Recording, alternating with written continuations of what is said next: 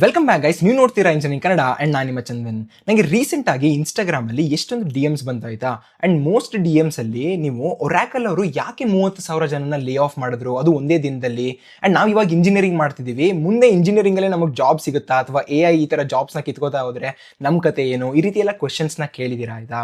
Actually ಹೇಳಬೇಕು ಅಂದರೆ 30,000 ಅನ್ನೋ ಹ್ಯೂಜ್ ನಂಬರ್ನ ನೋಡಿಬಿಟ್ಟು even I was shock for a minute. But anyways, ಎಲ್ಲಾದ್ರಿಂದ ನಾವು ಕಲೀಲೇಬೇಕು ಅಲ್ವಾ. ಸೊ ಈ ವಿಡಿಯೋದಲ್ಲಿ ಏನಾಯಿತು, ಯಾಕಾಯಿತು, ಆ್ಯಂಡ್ ಇದರಿಂದ ನಾವು ನೀವೆಲ್ಲ ಏನು ಕಲಿಬೇಕು ಅಂತ ಡಿಸ್ಕಸ್ ಮಾಡ್ತಿರ್ತೀವಿ. ಇನ್ನೂ ಚಾನಲ್ಗೆ ಸಬ್ಸ್ಕ್ರೈಬ್ ಮಾಡ್ಕೊಳ್ಳಿ ಅಂದರೆ ಸಬ್ಸ್ಕ್ರೈಬ್ ಮಾಡ್ಕೊಳ್ಳಿ ಅಂತ ಹೇಳ್ತಾ ಇವಾಗ ಸ್ಟಾರ್ಟ್ ಮಾಡೋಣ. ಫಸ್ಟ್ ಆಫ್ ಆಲ್ ಏನಾಯಿತು ಅಂತ ನೋಡೋದಾದರೆ, March 31st 2026 ಬೆಳಗ್ಗೆ ಒಂದು ಇಮೇಲ್ ಬರುತ್ತೆ. ಯಾರಿಗೆ? ಒರಾಕಲಲ್ಲಿ ಕೆಲಸ ಮಾಡ್ತಿದ್ದಂಥ ಎಂಪ್ಲಾಯೀಸ್ ಗ್ಲೋಬಲಿ, ಯಾವುದೋ ಸ್ಪೆಸಿಫಿಕ್ ಕಂಟ್ರಿ ಅಂತ ಏನಿಲ್ಲ, ಗ್ಲೋಬಲಿ ಕೆಲಸ ಮಾಡ್ತಿದ್ದವ್ರಿಗೆ ಅರೌಂಡ್ 30,000 ಜನಕ್ಕೆ ಒಂದು ಇಮೇಲ್ ಹೋಗುತ್ತೆ. ಅದನ್ನು ಒರಾಕಲ್ ಲೀಡರ್ಶಿಪ್ ಟೀಮ್ ಅವರು ಸೈನ್ ಮಾಡಿರ್ತಾರೆ. ಸೊ ಅಂದರೆ ಅವರಿಂದ ಬಂದಿರುತ್ತೆ ಅಂತ. ಸೊ ಇದರ ಎಕ್ಸಾಕ್ಟ್ ವರ್ಡಿಂಗ್ಸ್ನ ನಾನು ನೋಡಿದೆ ಒಂದು ಬ್ಲಾಗ್ ಪೋಸ್ಟಲ್ಲಿ.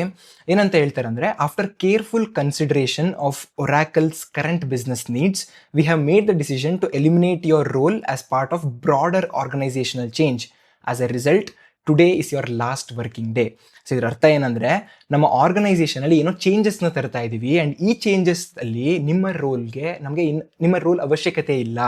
ಸೊ ಇದು ನಿಮ್ಮ ಲಾಸ್ಟ್ ವರ್ಕಿಂಗ್ ಡೇ ಆಗಿರುತ್ತೆ. ನಾಳೆಯಿಂದ ನೀವೇನು ಒರಾಕಲ್ಗೆ ಬರಬೇಕಾಗಿಲ್ಲ ಅಥವಾ ನೀವು ಕೆಲಸ ಮಾಡೋದು ಬೇಕಾಗಿಲ್ಲ ಅನ್ನೋ ರೀತಿ ಒಂದು ಸ್ಟೇಟ್ಮೆಂಟ್, ಆಯಿತಾ. ಸೊ ಈ ರೀತಿಯ ಮೇಲ್ ಬರುತ್ತೆ. ಬಟ್ ಈ ಮೇಲ್ಗೂ ಹಿಂದೆ ಯಾವ ಮ್ಯಾನೇಜರ್ ಕೂಡ ಸ್ವಲ್ಪ ಅದ್ರ ಬಗ್ಗೆ ಮಾತಾಡಿರಲ್ಲ, ಹಿಂಟ್ ಕೊಟ್ಟಿರಲ್ಲ, HR ಏನೋ ಮೀಟಿಂಗ್ ತೊಗೊಂಡಿರಲ್ಲ. ಸೊ ಫೈನಲಿ ಇದೊಂದು ಮೇಲ್ ಬರುತ್ತೆ.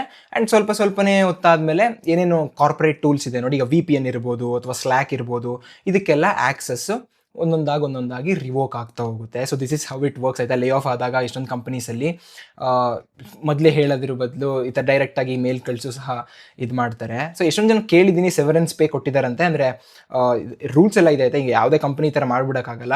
ಸೊ ನೋಟಿಸ್ ಪೀರಿಯಡ್ ಏನು ಪೇ ಇತ್ತು, ಅದಾದಮೇಲೆ ಅವ್ರು ಎಷ್ಟು ವರ್ಷ ಕೆಲಸ ಮಾಡಿದ್ರು ಅನ್ನೋದ್ರ ಮೇಲೆ ಎಕ್ಸ್ಪೀರಿಯನ್ಸ್ ಬೇಸ್ ಸೆವರೆನ್ಸ್ ಪೇ ಕೂಡ ಕೊಟ್ಟಿದ್ದಾರಂತೆ. ಬಟ್ ಸ್ಟಿಲ್ ನೀವು ಕೆಲಸ ಮಾಡ್ತಿದ್ರಿ, ನಿಮ್ಗೆ ಎಷ್ಟೊಂದು ಕಮಿಟ್ಮೆಂಟ್ಸ್ ಇತ್ತು, ನಿಮ್ಗೆ EMI ಇತ್ತು, ಇದೆಲ್ಲ ಬಿಟ್ಟು ಇವಾಗ ನೀವು ನಾಳೆಯಿಂದ ಕೆಲಸ ಇಲ್ಲ ಅಂದರೆ it is still a very bad condition to be in, ಆಯಿತಾ. ನಾವಲ್ಲಿ ನಿಂತ್ಕೊಂಡು ಯೋಚನೆ ಮಾಡಿದಾಗ ಅರ್ಥ ಆಗುತ್ತೆ ಅದು ಎಷ್ಟು ಕಷ್ಟ ಆಗುತ್ತೆ ಅಂತ. ಇವನ್ ಏನಂದರೆ, ನಾನು ಇನ್ನೊಂದು ಬ್ಲಾಗ್ ಪೋಸ್ಟಲ್ಲಿ ಓದ್ತಾ ಇದ್ದೆ, ಇದೆಲ್ಲ ನಿಮ್ಮ ಜೊತೆ ಮಾತಾಡಬೇಕಂದ್ರೆ ನಾನು ರಿಸರ್ಚ್ ಮಾಡಿದ್ದೀನಿ. ರಿಸರ್ಚ್ ಮಾಡಬೇಕಾದ್ರೆ ಒಂದು ಬ್ಲಾಗ್ ಪೋಸ್ಟಲ್ಲಿ ಓದ್ತಾ ಇದ್ದೆ, ಯಾರೋ ಒಬ್ಬರು 34 ವರ್ಷ ಒರಾಕಲ್ಗೆ ಕೆಲಸ ಮಾಡಿದಾರಂತೆ. 34 years of their life they given to Oracle. And ಇದಾಗಿಯೂ ಸಹ ದೇವರ್ ಲೇಡ್ ಆಫ್, ಆಯಿತಾ, just with one mail. So ಅವರು ಕೂಡ ಬೇಜಾರಾಗಿದೆ. ಅದಾದರೆ ನಾನು ಕೂಡ ಬೇಜಾರಾಗದೆ ಅಲ್ವಾ. So that is the case. So this is what happened, ಆಯಿತಾ.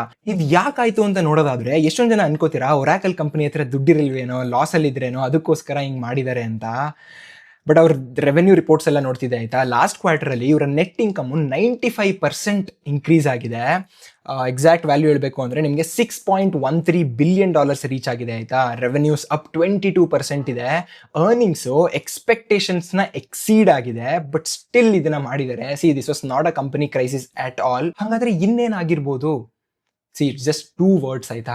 Artificial intelligence. ಈ ಒರಾಕಲ್ ಅವರು ಯಾಕೆ ಇಷ್ಟೊಂದು ಜಾಬ್ ರೋಲ್ಸ್ನ ಕಟ್ ಮಾಡ್ತಿದ್ದಾರೆ ಅಂದರೆ, ಅವ್ರಿಗೇನು ಸ್ಪೆಂಡ್ ಮಾಡ್ತಿದ್ರು, ಅವ್ರಿಗೇನು ಸ್ಯಾಲ್ರಿ ಕೊಡೋಕ್ಕೆ ಅಥವಾ ಏನೋ ಬೆನಿಫಿಟ್ಸ್ ಕೊಡೋಕ್ಕೆ ದುಡ್ಡೆಲ್ಲ ಏನು ಸ್ಪೆಂಡ್ ಮಾಡ್ತಿದ್ರು, ಈ ದುಡ್ಡನ್ನ ತೊಗೊಂಡೋಗಿ AI ಮೇಲೆ ಇನ್ವೆಸ್ಟ್ ಮಾಡೋಕ್ಕೋಸ್ಕರ. ಒರಾಕಲ್ ಕ್ಲೌಡ್ ಇನ್ಫ್ರಾಸ್ಟ್ರಕ್ಚರ್ ಮೇಲೆ ಅವರು $156 billion ಒಂದು ಕ್ಯಾಪಿಟಲ್ನ ಇಟ್ಕೊಂಡಿದ್ದಾರೆ, ಆಯಿತಾ.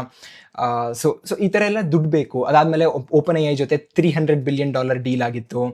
ಸೊ ಈ ರೀತಿ ಎಲ್ಲ ಮಾಡಬೇಕು ಅಂದರೆ ಅವ್ರಿಗೆ ಫ್ರೀ ಕ್ಯಾಶ್ ಫ್ಲೋ ಬೇಕಾಗುತ್ತೆ. AI ಡಿಮ್ಯಾಂಡ್ ನಿಮಗೆ ಗೊತ್ತಿದೆ, ಎಲ್ಲಿ ನೋಡಿದ್ರು AI ಇದೆ.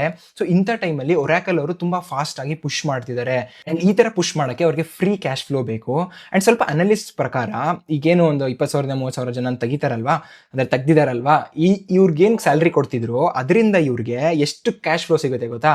$8 to $10 billion ಅಷ್ಟು ಕ್ಯಾಶ್ ಫ್ಲೋ ಸಿಗುತ್ತೆ. ಆ್ಯಂಡ್ ಇದನ್ನು ಅವರು ಅಲ್ಲಿ ಯೂಸ್ ಮಾಡ್ಕೋತಾರೆ.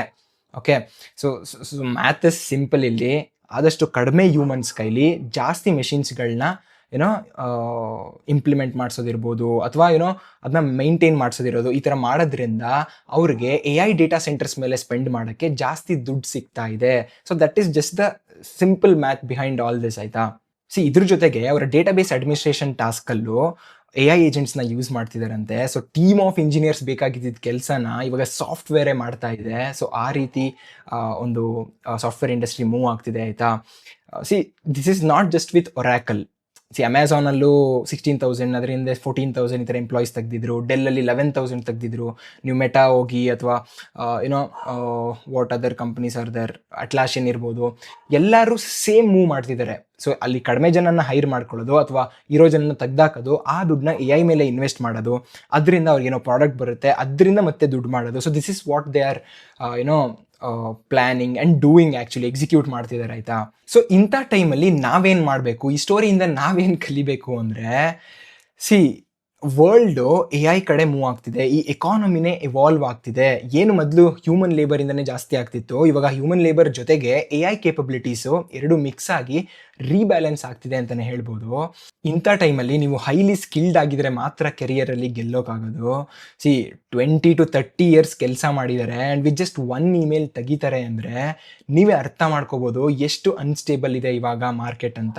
ಸೊ ಇಂಥ ಮಾರ್ಕೆಟಲ್ಲಿ ಸಸ್ಟೈನ್ ಆಗಬೇಕು ಅಂದರೆ ಆದಷ್ಟು ಬೇಗ ಯಾವ ಸ್ಕಿಲ್ಸ್ನ AI ಆದಷ್ಟು ಬೇಗ ಏನು ರಿಪ್ಲೇಸ್ ಮಾಡೋಕ್ಕಾಗಲ್ವೋ ಅಂಥ ಒಂದು ಸ್ಕಿಲ್ಸ್ನ ಕಲ್ತ್ಕೊಳ್ಳಿ. ಈಗ ಕ್ಲೌಡ್ ಕಂಪ್ಯೂಟಿಂಗ್ ಇರ್ಬೋದು, ಅದೇ ಇನ್ಫ್ರಾಸ್ಟ್ರಕ್ಚರ್ ಇದೆಲ್ಲ ಇರ್ಬೋದು, ಆ್ಯಂಡ್ ಸೈಬರ್ ಸೆಕ್ಯೂರಿಟಿ ಇರ್ಬೋದು, ಈ ಥರದ ಕೋರ್ ಫೀಲ್ಡ್ಸ್ಗೂ ಸ್ವಲ್ಪ ಎಕ್ಸ್ಪ್ಲೋರ್ ಮಾಡಿ, ಅಥವಾ AI ಕಲಿಯೋದಾಗಿರ್ಬೋದು, ಈ ಥರ ಎಲ್ಲ ಎಕ್ಸ್ಪ್ಲೋರ್ ಮಾಡಿ, ಆಯಿತಾ. ನೀವು ಜಸ್ಟ್ ಒಂದು ಪೈಥನ್ ಕಲ್ತಿದ್ದೀನಿ, ನಾನೊಂದು ಲ್ಯಾಂಗ್ವೇಜ್ ಕಲ್ತಿದ್ದೀನಿ, ಅಥವಾ ನಾನು ಜಸ್ಟ್ ಒಂದು ಬೇಸಿಕ್ ವೆಬ್ ಡೆವಲಪ್ಮೆಂಟ್ ಕಲ್ತಿದ್ದೀನಿ ಅಂದ್ಕೊಂಡ್ರೆ, so that is not the move, ಆಯಿತಾ. Now you have to be full stack. ನಿಮ್ಮ ಹತ್ರ ವರ್ಲ್ಡಿನ ಟಾಪ್ ಇಂಜಿನಿಯರ್ಸ್ ಇದ್ದಾರೆ ಅಂತ ಅಂದ್ಕೊಳ್ಳಿ. ಟೂಲ್ ಇದೆ ಅಂದರೆ ನಿಮ್ಮ ಹತ್ರ ವರ್ಲ್ಡಿನ ಟಾಪ್ ಇಂಜಿನಿಯರ್ಸ್ ಇದ್ದಾರೆ. ಆ ಇಂಜಿನಿಯರ್ಸ್ನ ಇಟ್ಕೊಂಡು ನೀವೇನು ಮಾಡ್ತೀರಾ ಅನ್ನೋದು ಇವಾಗ ಬೇಕಾಗಿರೋದು. ಸೊ ಸ್ವಲ್ಪ ನಾನೇನಂತೀನಿ ಅಂದರೆ, ಸ್ವಲ್ಪ ಬಿಸ್ನೆಸ್ ಸೈಡು ಎಕ್ಸ್ಪ್ಲೋರ್ ಮಾಡಿ, ಹೇಗೆ ಮ್ಯಾನೇಜ್ ಸರ್ವಿಸ್ ಕೊಡ್ತಾರೆ, ಹೇಗೆ ಮ್ಯಾನೇಜ್ ಮಾಡೋದು ಒಂದು ಪ್ರಾಜೆಕ್ಟ್ನ ಇರ್ಬೋದು ಅಥವಾ ಪ್ರೋಗ್ರಾಮ್ನ ಇರ್ಬೋದು. ಸೊ ಇದನ್ನು ಸ್ವಲ್ಪ ತಿಳ್ಕೊಳ್ಳಿ, ಯಾಕೆಂದರೆ AI ಮ್ಯಾನೇಜ್ಮೆಂಟಿಗೆ ಬಂದಾಗ it is at another field, ಆಯಿತಾ. So that is why I am telling you. And ಇನ್ನೊಂದೇನೆಂದರೆ, ನೀವು AI ನಮ್ಮನ್ನ ರಿಪ್ಲೇಸ್ ಮಾಡುತ್ತಾ ಅಂತ ಭಯ ಪಟ್ಕೊಳ್ಳೋ ಬದಲು ಪ್ಲೀಸ್ ನೀವು AI ಅಡಾಪ್ಟ್ ಮಾಡ್ಕೊಳ್ಳಿ. ಯಾವ್ಯಾವ AI ಟೂಲ್ ಇದೆ ಅದ್ರ ಬಗ್ಗೆ ತಿಳ್ಕೊಳ್ಳಿ. ನಿಮ್ಗೆ ಏನೇ ರೀತಿ ಡೌಟ್ಸ್ ಇದ್ರು ಅಥವಾ ಯಾವ ಟೂಲ್ದು ಏನಾದ್ರ ಬಗ್ಗೆ ವೀಡಿಯೋ ಬೇಕಾದರೂ ಕಮೆಂಟ್ ಸೆಕ್ಷನಲ್ಲಿ ಹಾಕಿ, ಆಯಿತಾ.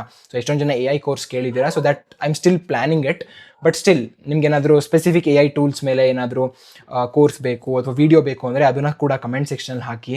ಬಟ್ ನನ್ನ ಎಂಡ್ ಆಫ್ ದ ಡೇ ಏನು ಹೇಳೋದು ಗೊತ್ತಾ, ಇದೆಲ್ಲದರಿಂದ ನೀವು ಭಯ ಪಡೋ ಬದಲು ಇದನ್ನು ಆ್ಯಕ್ಚುಲಿ ಅರ್ಥ ಮಾಡ್ಕೊಳ್ಳಿ.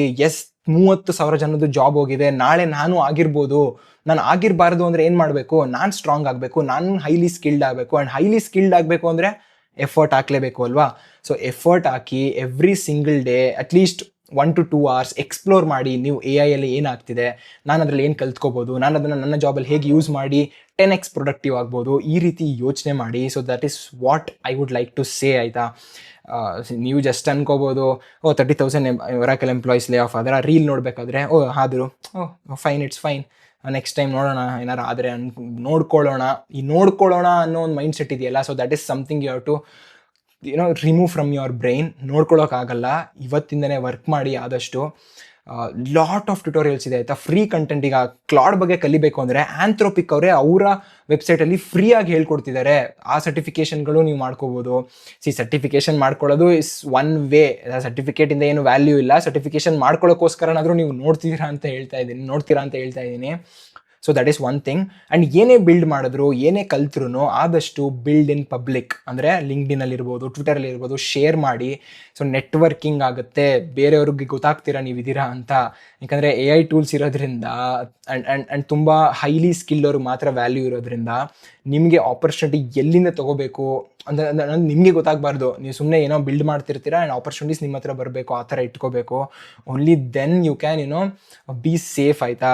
ಎಷ್ಟೊಂದು ಜನ ನಾನು ಕೇಳಿದ್ದೀನಿ, ಲೈಕ್ ನಮ್ಮ ಬ್ಯಾಚಲ್ಲಿ ಏನಿದ್ದಾರೆ, ನಮ್ಮ ವಯಸ್ಸವ್ರು ಏನಿದ್ದಾರೆ, ಯಾಕಂದರೆ 3-4 years ಎಕ್ಸ್ಪೀರಿಯನ್ಸ್ ಇರ್ಬೋದು, ಇವ್ರಿಗೆಲ್ಲ ಇನ್ನೇನೋ ಮದುವೆ ಆಗಬೇಕಾಗಿರುತ್ತೆ ಆ್ಯಕ್ಚುಲಿ. ಬಟ್ ಮದುವೆ ಆಗ್ತಿರಲ್ಲ, ಮದುವೆ ಆಗೋಕ್ಕೆ ಹೆದರ್ತಾರೆ. ಯಾಕೆ? ನನ್ನ ಜಾಬೇ ನನಗೆ ಗೊತ್ತಿಲ್ಲ, ನನಗೆ ನಾಳೆ ಇರುತ್ತಾ ಈ ಜಾಬ್ ಅಂತ ಗೊತ್ತಿಲ್ಲ, ನಾನು ನೆಕ್ಸ್ಟ್ ಇನ್ನೊಂದು ಜಾಬ್ ತೊಗೊಳಕ್ಕೆ ಬೇಕಾಗಿರೋ ಸ್ಕಿಲ್ಸು ಇಲ್ಲ. ಈ ರೀತಿ ಮೈಂಡ್ಸೆಟ್ ಇದೆ. ಸೊ ಇದೆಲ್ಲ ಮೈಂಡ್ಸೆಟ್ ಹೋಗಬೇಕು ಅಂದರೆ you have to be highly skilled. And highly skilled ಆಗಬೇಕು ಅಂದರೆ ಎಫರ್ಟ್ ಹಾಕಬೇಕು. ಅಟ್ಲೀಸ್ಟ್ ಇವಾಗಲಾದರೂ ಅರ್ಥ ಮಾಡಿಕೊಂಡು ಎಫರ್ಟ್ ಹಾಕ್ತೀರಾ ಅಂತ ಅಂದ್ಕೊಂಡಿದ್ದೀನಿ. ಇಲ್ಲಿವರೆಗೂ ನೋಡಿದ್ದೀರಾ ಅಂದರೆ ವಿಡಿಯೋ ಇಷ್ಟ ಆಗಿರುತ್ತೆ, ಲೈಕ್ ಮಾಡಿ ವಿಡಿಯೋನ. ಆ್ಯಂಡ್ ನಿಮ್ಮ ಫ್ರೆಂಡ್ಸ್ ಯಾರಾದರೂ ಇದ್ದರೆ ಅವ್ರಿಗೂ ಸಹ ಶೇರ್ ಮಾಡಿ. ಆ್ಯಂಡ್ ಎನಿ ಡೌಟ್ಸ್ ಇದ್ದರೆ ಅಥವಾ ಏನೋ ಸಜೆಷನ್ಸ್ ಇದೆ ಅಂದರೆ ಕಮೆಂಟ್ ಸೆಕ್ಷನ್ ಹಾಕೋದನ್ನ ಮರಿಬೇಡಿ ಅಂತ ಹೇಳ್ತಾ, ಮತ್ತೆ ಅರ್ಥ ಆಗಿದೆ ಅಂತ ಅನ್ಕೋತೀನಿ. So always keep learning, keep growing. Next video ಸಿಗೋಣ. Until then, take care.